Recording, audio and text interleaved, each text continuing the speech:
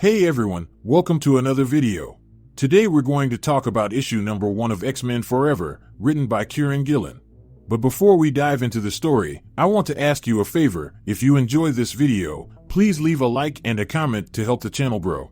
So with that said, this issue opened several years ago, back in 1899 in London when Destiny and Mystique first started to date. And on this page, we get a dialogue that describes the first time Destiny ran into the Dominion. Because during this play, Destiny felt strangely uncomfortable throughout the performance, to the point where she couldn't concentrate. And at one point she heard whistling as the music swelled into the 9th variation, into the Nimrod. Now Destiny knew this name from her Bible studies and her visions. So as she continued to look for the origins, the whistling grew, and at that moment she saw God, she saw Enigma, she saw a vision of all that would happen. At last, Destiny understood what she learned 4 years earlier from rooting around Mulberry's house after Nathaniel Essex's death. Because from beyond the grave, Nathaniel planned to make himself into what Destiny thought of as some kind of clockwork god. And on this day, she was certain it worked, for she understood to the point where the knowledge broke her. For Nathaniel was now at all times and none, he had become a smear on her visions, for he was seeing through endless eyes. And as a consequence of seeing him, Destiny took 6 months to rebuild her visions. And during that process, Raven asked her several times what she saw, but even then, Destiny realized that it would be a mistake to share this vital information. So once Destiny had recovered, she pored over the new visions and realized that they weren't from her diaries. So she assumed they had to be from much later, when they finally had built paradise on Earth. But that is when a certain question started to plague her mind, and that was, what paradise could there be with a god like that above it? And after Destiny considered it, she took a gamble and met with one of its creations 20 years later in a park. And during that visit, she told it everything. She told it, Nathaniel Essex was dead, and before that happened he created 4 variants to pursue his goals to outlive a threat he saw coming, to outlive the mechanical brain. Now Nathaniel made sure to make each variant believe their road to victory was the true route. However, this is a lie, because they are all but devices used to funnel energy and knowledge to himself. Because he constructed a kind of digital ghost that will feed upon all the variants' efforts and achieve something significantly grander than godhood. So with that massive info dump, Destiny goes on to tell Sinister that he is not Nathaniel, but instead a variant designed to study mutants. So because he is a mutant, Destiny takes a gamble and tells Sinister that they should be on the same side, or else they are doomed. Now the reason why she told Sinister this was because she thought it was safe because her sight saw no immediate consequences. But she was dead wrong, because the Dominion took him out almost instantly. So as Sinister lay comatose on the ground, Destiny once again heard the voice of Enigma calling out to her. This ghost that haunted the time had come from outside and changed it. It was outside Destiny's ability to predict the future. Now this made her virtually helpless. So with nowhere to go, Enigma says, he thought she may have spotted him during the Enigma Variations debut, but with her revealing everything to Sinister, he is certain now. So with the Dominion eyed squarely upon her, Destiny scrambled, nearly panicked, and then she realized the truth. The Dominion wasn't going to kill her. So with that said, the Dominion states that he will not allow her to meddle in his affairs for he is outside of time, so he is fundamentally safe and there is nothing she could do that can affect him. And if he so wishes, he can crush her at any point.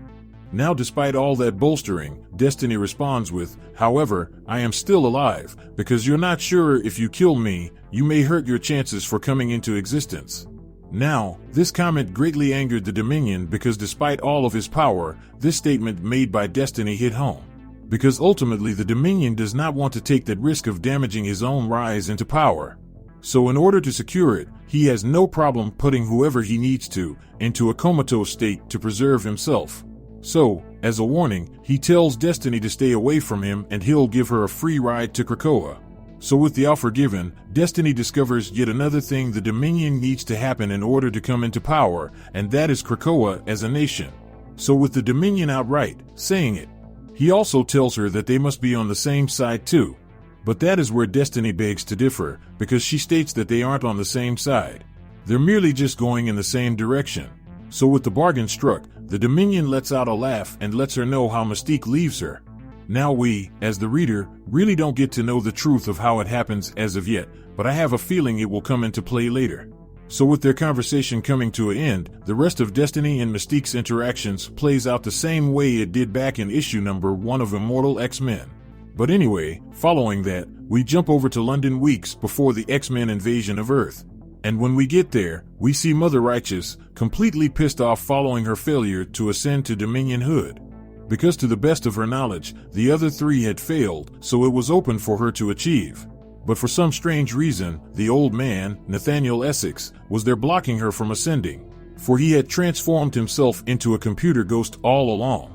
So with this epic failure on her plate, she still has more things to worry about, one of which is her voodoo doll being stuck in the white-hot room alongside the mutants.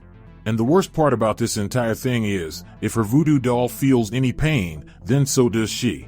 So with her being barred from entering the white-hot room, she watched on hopelessly, and as her voodoo doll was mercilessly beaten by Destiny as Exodus mourned over Jean's body.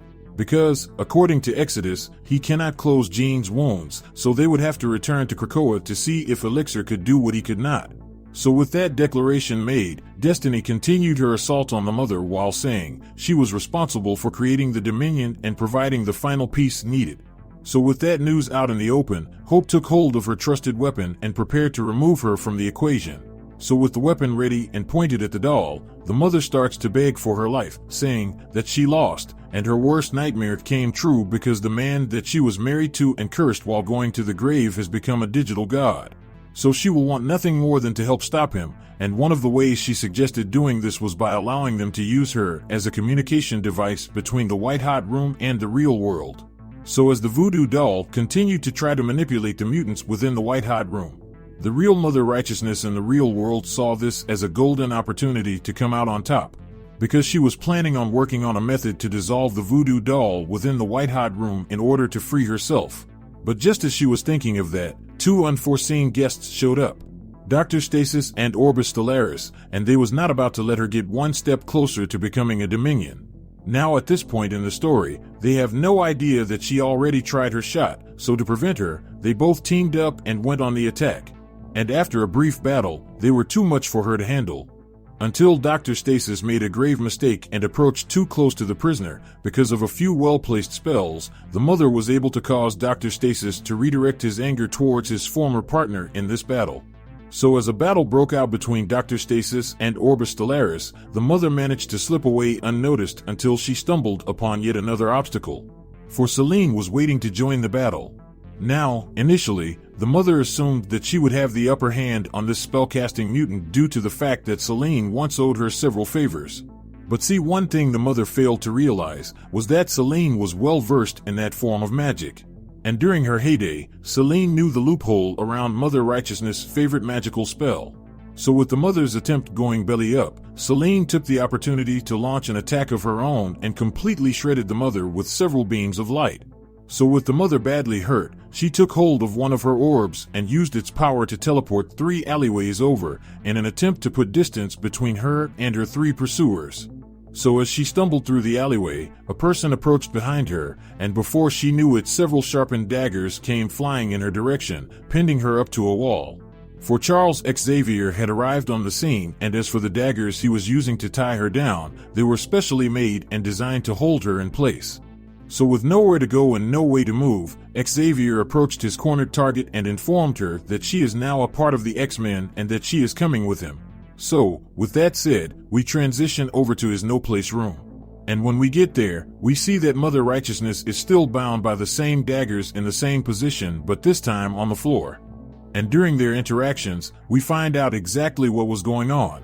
We found out that Charles discovered her location after she attempted to reach Dominion Hood. But even though he knew the location, didn't mean he was capable of storming her keep. So in some trickery, Charles leaked her location to Orcus so they could do all the dirty work for him. And after she managed to escape, Charles made sure he was waiting to pick up the remains. Now, the Mysterium he used to catch and trap her was courtesy of one Shaw. Because before Charles went to retrieve the Mother, he made sure to pay a visit to Shaw first, and had a little conversation about their mutual friend, the Mother. And due to her betrayal, Shaw was more than happy to pay for the best Mysterium money could buy and gift them to Xavier in hopes of Charles exacting his revenge. So with Charles keeping up his end of the bargain, Shaw requested Charles to remove all of this from his memories in case Orcus came looking.